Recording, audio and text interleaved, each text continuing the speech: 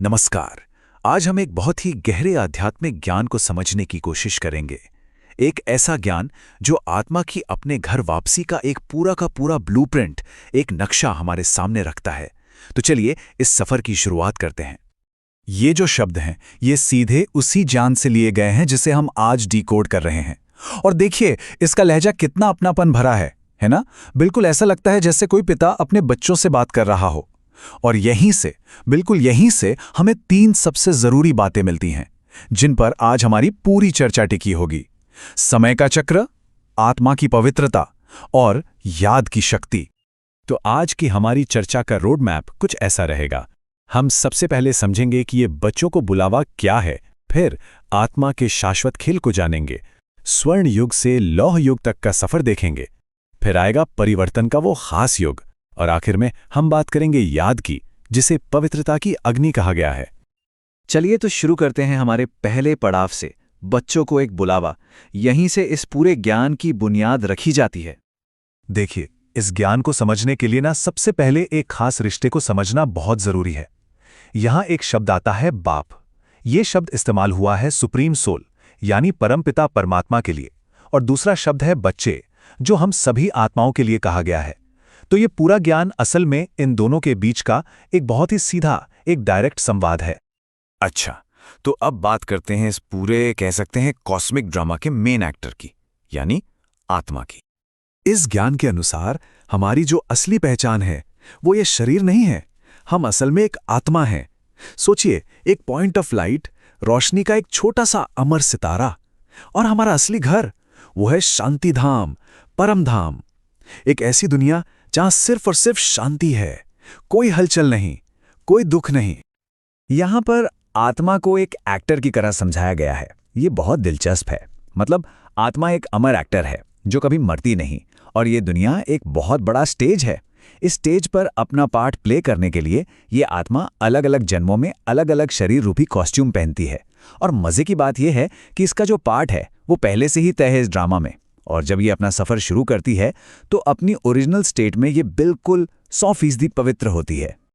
तो सवाल ये उठता है कि अगर आत्मा इतनी पवित्र थी तो फिर उसकी ये यात्रा दुख और अपवित्रता से भरी कैसी हो गई? इस कैसे का जवाब जानने के लिए हमें समय के एक बहुत बड़े चक्र, एक वर्ल्ड साइकिल को समझना पड़ेगा।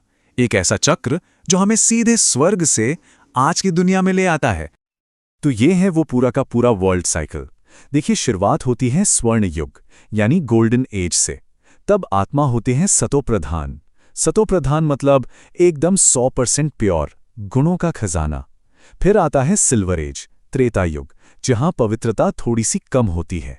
फिर द्वापर, कॉपर एज, जब दुनिया में पहली बार विकार यानी बुराई आती है और आत्माएं अपनी असली पहचान भूलने लगती हैं।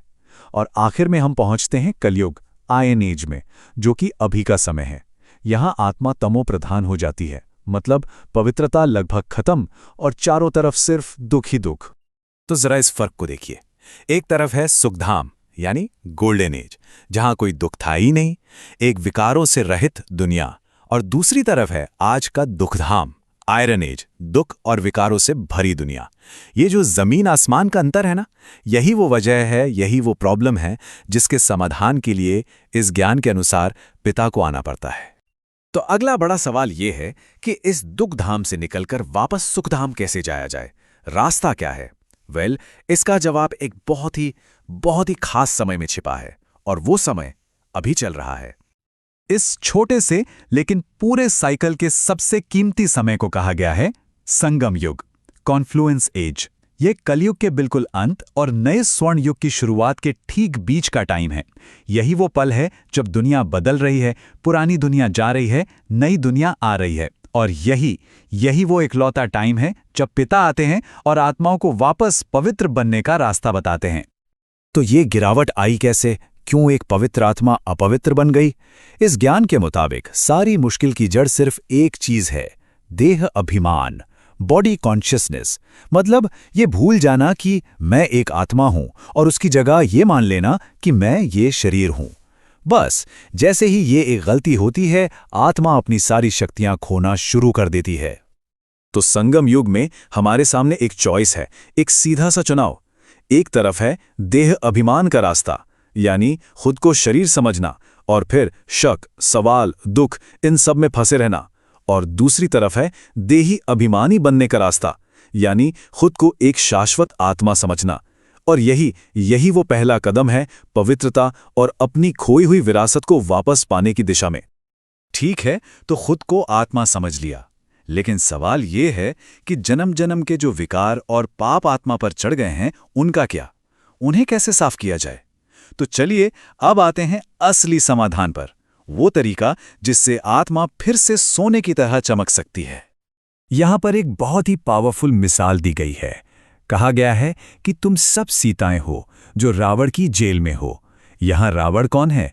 ये 5 विकार और देह अभिमान, यही रावण की जेल है।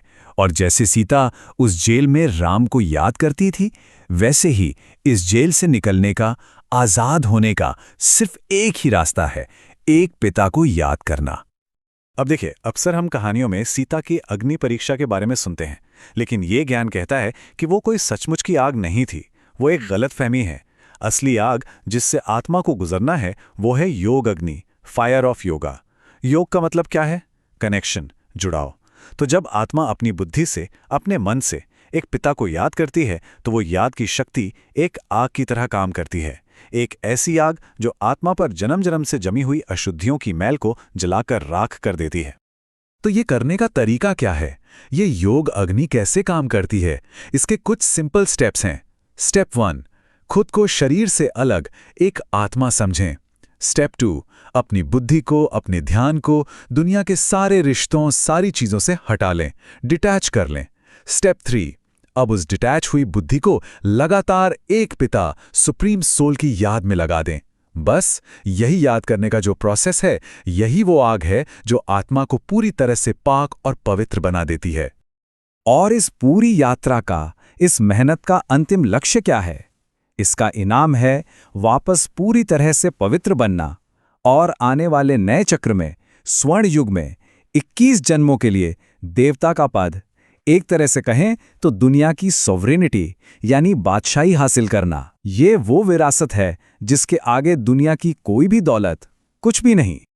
तो आखिर में इसी ज्ञान से जुड़ा एक गहरा सवाल सबके सोचने के लिए है। इसमें कहा गया है कि ज्ञान से भरपूर आत्मा वो है जिसका हर एक संकल्प, हर एक सेकंड बहुत पावरफुल हो।